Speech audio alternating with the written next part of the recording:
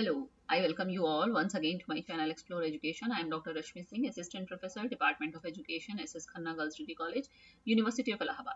And this time I am going to discuss with you factors affecting emotional competence. I have already discussed factors influencing language development, factors influencing moral development, factors influencing or affecting social competence, and now it is the turn of factors affecting emotional competence. तो देखते हैं कि सामवेगिक या भावनात्मक दक्षता को प्रभावित करने वाले कारक कौन कौन से होते हैं। तो हम लोग इमोशनल कॉम्पिटेंस के बारे में पढ़ चुके हैं, इवन हम लोग इमोशनल इंटेलिजेंस के बारे में भी पढ़ चुके हैं। फिर भी पुराना वीडियो है, भूल गए होंगे आप सामवेगिक दक्षता क्या होती है। तो आपको पता ही होगा कि गोलमैन साहब का बहुत काम है इमोशनल इंटेलिजेंस और कॉम्पिटेंस पे। तो अकॉर्डिंग टू गोलमैन 1998, ये सब बहुत रीसेंट काम है लिटरेचर की दृष्टि से देखा जाए तो 1998 is not so far back.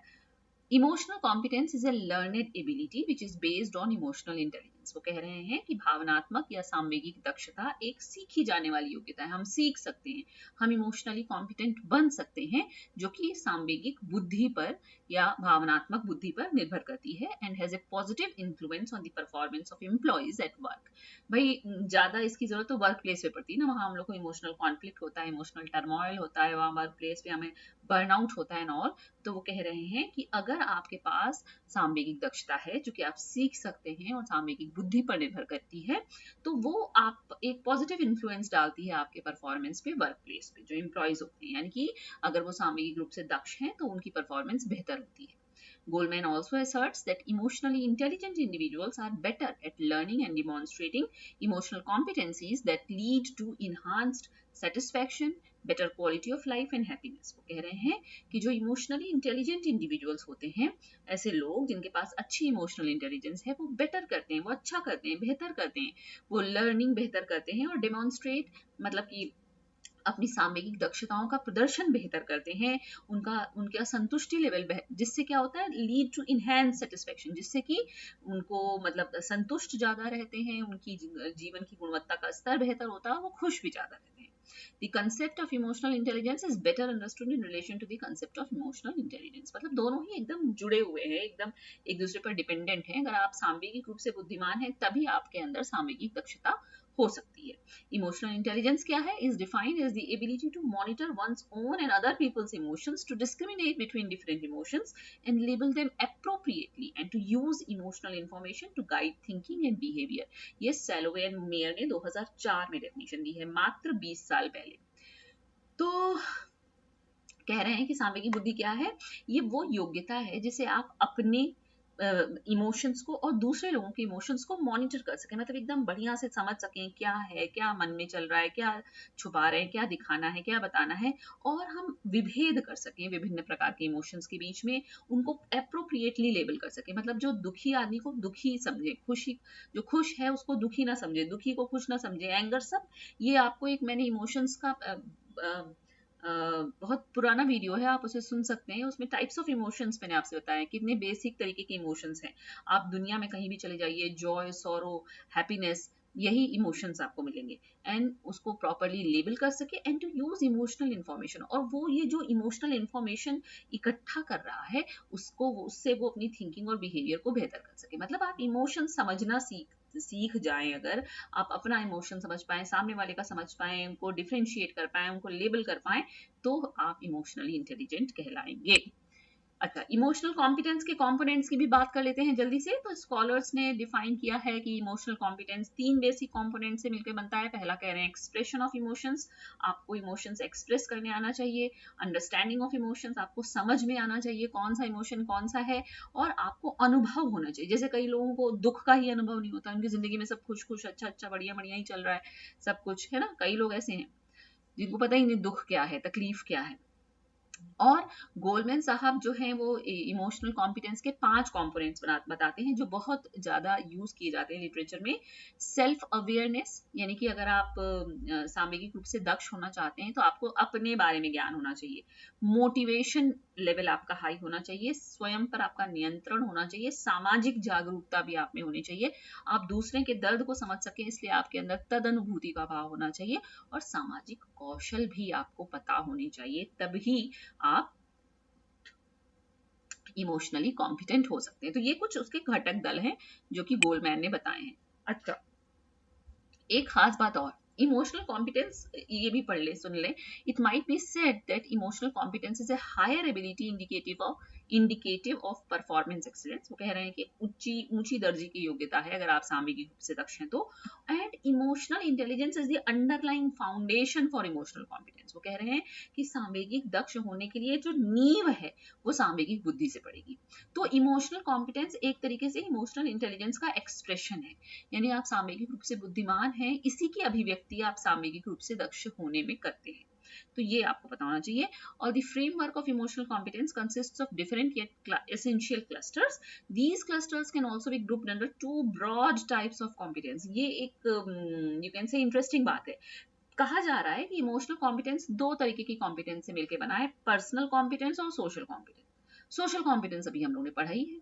तो पर्सनल कॉम्पिटेंस जान लेते हैं कि व्यक्तिगत दक्षता हमारे अंदर कब आएगी, जब हम सेल्फ के प्रति अवेयर हों, जब हम स्वयं के प्रति जागरूक हों, यानी कि हम इमोशनली अवेयर हों, हमारे अंदर सेल्फ कॉन्फिडेंस हो, हम स्वयं को नियंत्रित कर सकें, मतलब हमारे पास कंट्रोल हो, ट्रस्ट वर्दीनेस, लोग हम पर विश्वास करें, हम एडेप्टेबल हों, हमारे अंदर इनोवेटिवनेस हो, और हम सेल्फ मोटिवेट भी रहें। कैसे?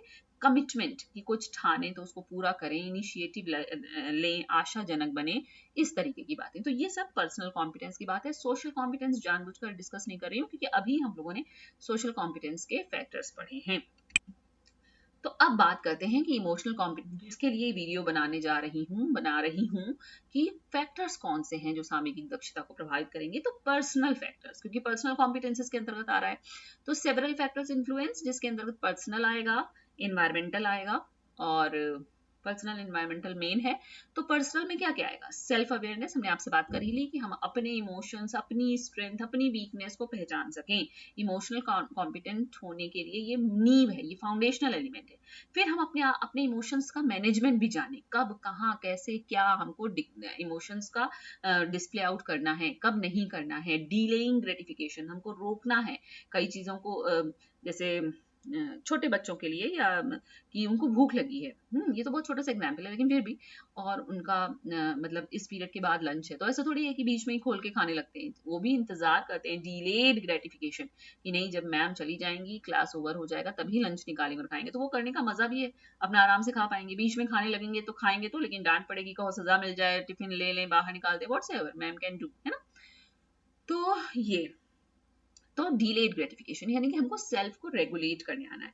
सोशल स्किल्स हमको आनी चाहिए। सामाजिक कौशल किसको कहेंगे? कि हम प्रभावी रूप से संप्रेषण कर सकें, हम में तदनुभूति हो, हम पॉजिटिव रिलेशनशिप को मेंटेन कर सकें, बना सकें, ये सब सोशल स्किल्स के कंपोनेंट्स हैं। मोटिवेशन, इंट्रिंसिक मोटिवेशन और एक पॉजिटिव आउटलुक, जिसे कि हम इमोशनल वेलबींग की तरह साउंड करें। स्ट्रेस मैनेजमेंट, हमें जो स्ट्रेस की सिचुएशन है उसको भी मैनेज करना आना चाहिए, तभी आप इमोशनली बैलेंस्ड रह पाएंगे। तो ये सब पर्सनल फैक्टर्स हैं।